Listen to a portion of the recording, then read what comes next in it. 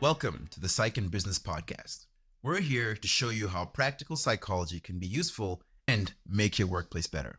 I'm Dr. Ernest Wayde. Okay, my guest today is a former supervisor, a colleague, and a friend from my days at the Department of Veterans Affairs. So we know each other pretty well. Her name is Dr. Robin Graff-Reed. One of the reasons I really wanted Dr. Graff-Reed to come on the show is because Robin has had such an interesting life experiences even before she started doing this work. So we're definitely going to have to ask her to talk about that. But Robin has also had over 20 years of experience leading and consulting in the second largest government entity, being the Department of Veterans Affairs. And so she's had a lot of opportunities to work with some very high level leaders herself. Now, currently, Robin is also the president-elect of the Ohio Psychological Association, where she deals with many issues, including some ethical dilemmas. So let's get right into it. Robin, welcome to the show. Hi, Ernest. Thank you so much for having me. I'm really excited to be doing this. Robin, I'm so glad that you were able to make the time for us. I want to talk about the work that you do and some of the work that you've done at the VA. But before that, I always want to start with your story. Tell us your very interesting story and how you ended up in this work. Okay. Well, I way back in the 1970s, when I started college the first time, I was a psychology major. I did not finish my undergraduate degree at that time. I got married. I started having a family, and then I began a writing career.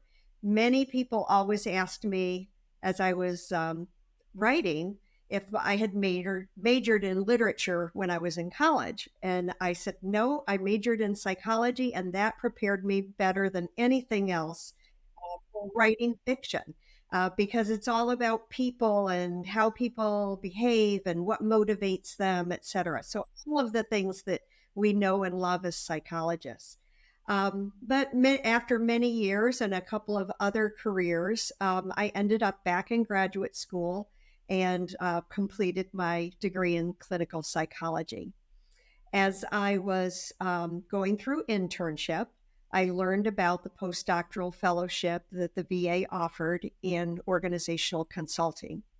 And up until that time, I had not really thought about anything other than a very traditional trajectory for psychology, psychotherapy focus, but I had done some program evaluation work while I was a graduate student, really enjoyed it, and was fascinated by the idea that psychologists could have many different types of careers than simply providing psychotherapy.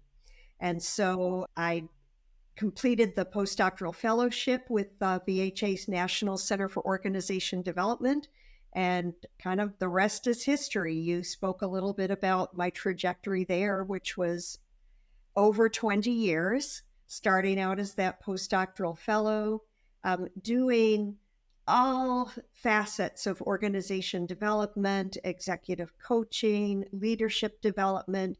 We really had wonderful opportunities to explore and practice in pretty much every area of consulting psychology that you can think of. And that was a wonderful experience. Stayed on with them, eventually became the director of training. So training other postdoctoral fellows. That's how you and I met. And that was a wonderful experience, and really something that I continue to focus on, especially as I'm working in OPA, the Ohio Psychological Association, with many up and coming young psychologists, is helping them also to see that the skills that they've developed and honed in graduate school as psychologists really prepare them well for a variety of different roles within organizations, both as consultants and as leaders themselves. Yeah, I love that story, Robin, because I think it really highlights, even from the very beginning when you talk about your writing skills, does fiction follow, life, or does life follow fiction, right? Because sometimes it's so interesting to know which comes first. But I also want to talk a little bit about the experience that you had when you were in the VA, because one of the things that I really appreciated about the postdoc fellowship at the VAs, you got an opportunity to dive right into the work, and we got to work with leaders in these large healthcare facilities. And I know that you had great experience working with some of the leaders at the top level. Talk to us a little bit about how important that kind of work is in a healthcare facility, working with leaders and helping them to better understand themselves and the people that they're working with. Yeah, I think that's a great point. I could never emphasize enough how important it is for leaders to develop what so many of them consider the soft skills of leadership, but are in fact the harder skills in leadership. Knowing a business, knowing your craft, knowing the technical aspects of a job is far easier than understanding and really mastering the people skills that are needed in leadership. And so, one of the things that was wonderful about the VA was that at the highest levels of leadership, they really did understand that. And it's one of the reasons that NCOD, the National Center for Organization Development, was created in the first place, was to have, an in-house consulting firm that could address many of the issues from developing those leadership skills. NCOD was very involved in many of the leadership development programs that are offered at the VA, but also working with executive teams at the local levels, working with some of the executive teams even at headquarters in Washington, D.C., and recognizing that the success of any organization, large or small, depends entirely on leadership. Leadership sets the tone, leadership sets the culture, and any organization that doesn't recognize that is probably going to run into some trouble. Yeah, yeah, I completely agree. I think one of the things that's really important, especially when it comes to leadership, is that development of leaders as well, as you mentioned, in terms of the leadership development programs. I know one of the things that you did at NCOD was also do executive coaching, and I know that you coached a lot of very high level leaders. Tell us a little bit about that experience working with leaders at the very highest level in that one-on-one coaching. Yeah, that was one of my favorite aspects of working at NCOD because you really could begin to develop relationships with people and see their progression through the years. One of the things, having been there for more than 20 years, I was able to see young up and coming leaders who were aspiring to executive positions entering in kind of the first level of leadership development programs. And then 10 years later, find out that they were becoming the directors of hospitals and really rising through those executive positions. And it was always gratifying and fun to see them progress and learn. And we also found that as NCOD evolved from a very new, small organization to a much larger and more solidified organization within VHA, that the level of acceptance of coaching as not as remedial, not as a message that you were doing something wrong, but as an opportunity for development. People really started to embrace that idea and asked for our services much more readily. Didn't wait until there were problems, but were looking at it as an opportunity. And that was, I think, a tribute to the impact that NCOD had on the overall organization. Yeah, I love what you've just brought up there, Robin, in terms of, some of our services being more reactive and moving from reactive to more proactive, especially as you talk about coaching and coaching being thought of as a remedial thing rather than as a developmental thing.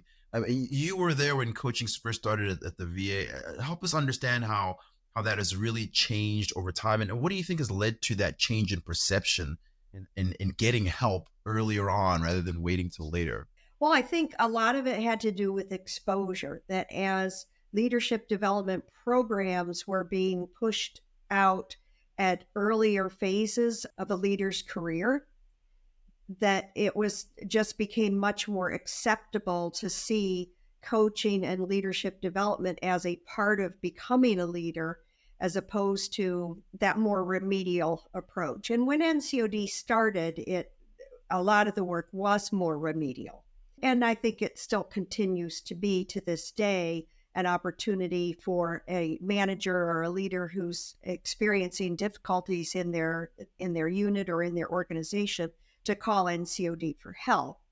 But it's over the years, we've had much more opportunity to really understand some key leadership concepts like psychological safety and employee engagement and get out ahead of it, really start to provide resources and programs for leaders to learn more about that, about those concepts, and to get to start to build and strengthen their organizations before problems occur.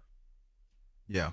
Yeah, and you're talking about psychological safety and employee engagement. I know, Robin, you were part of AP's workforce committee that you were on.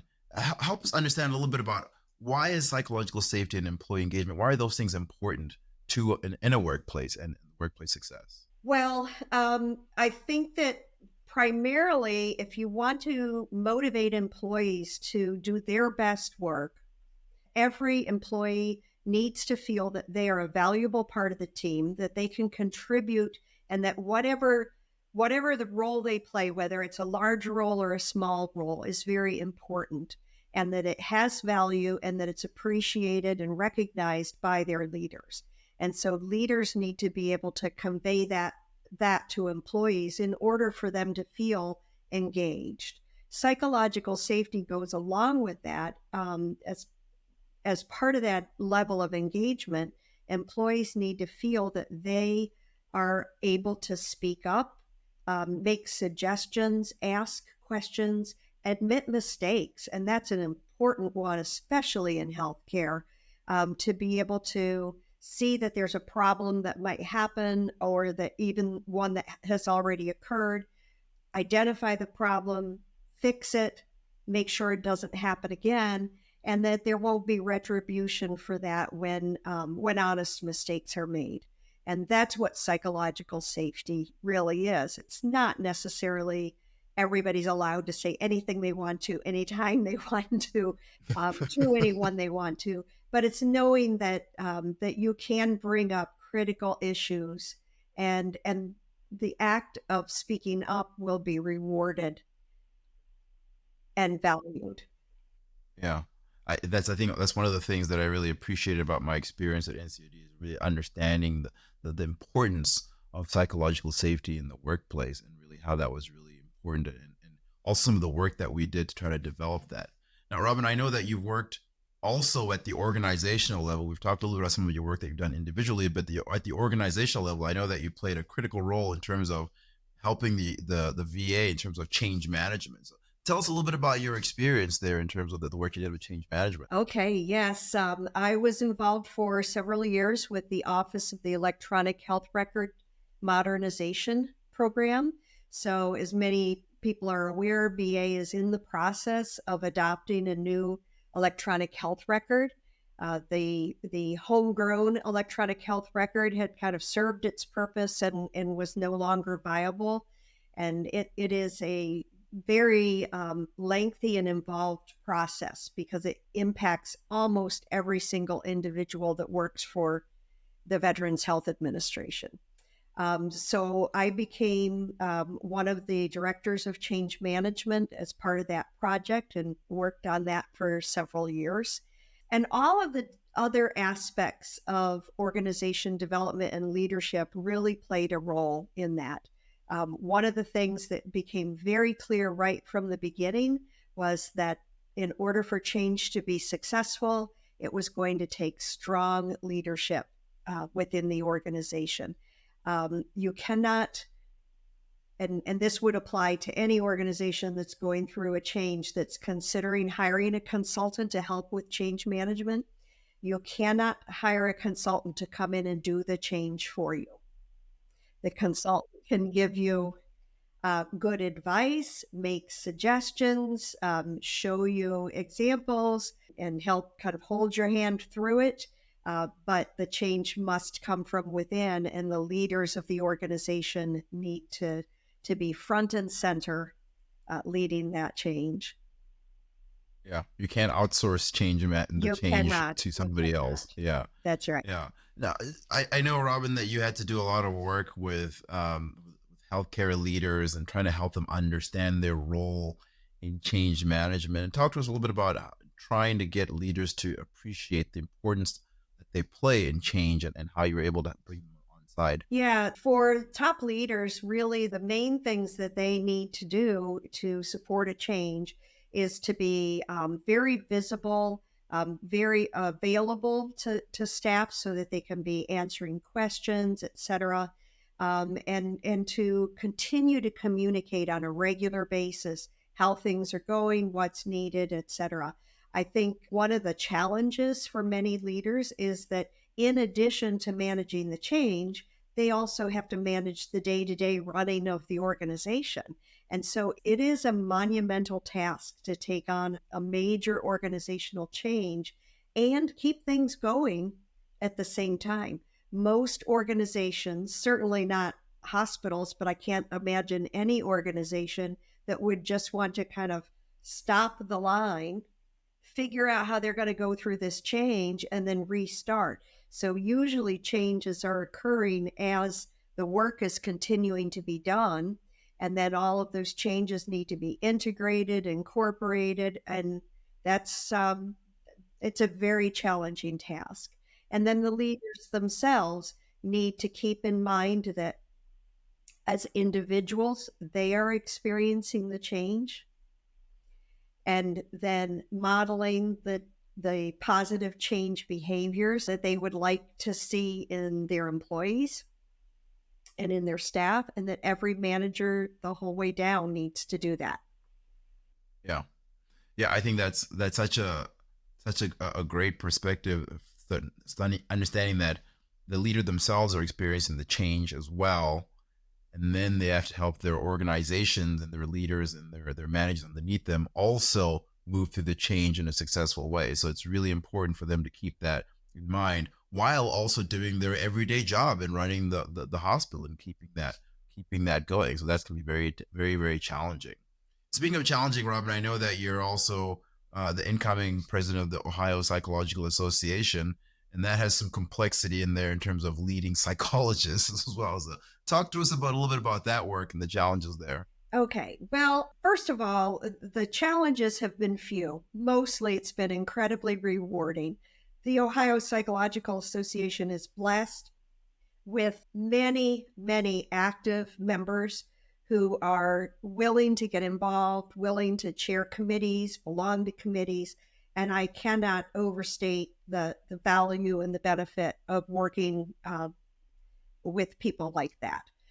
We also, for the size of Ohio, I think we're, I don't know, maybe the 9th or 11th largest state in the country, but we have the second highest percentage of psychologists who are also members of our state organization.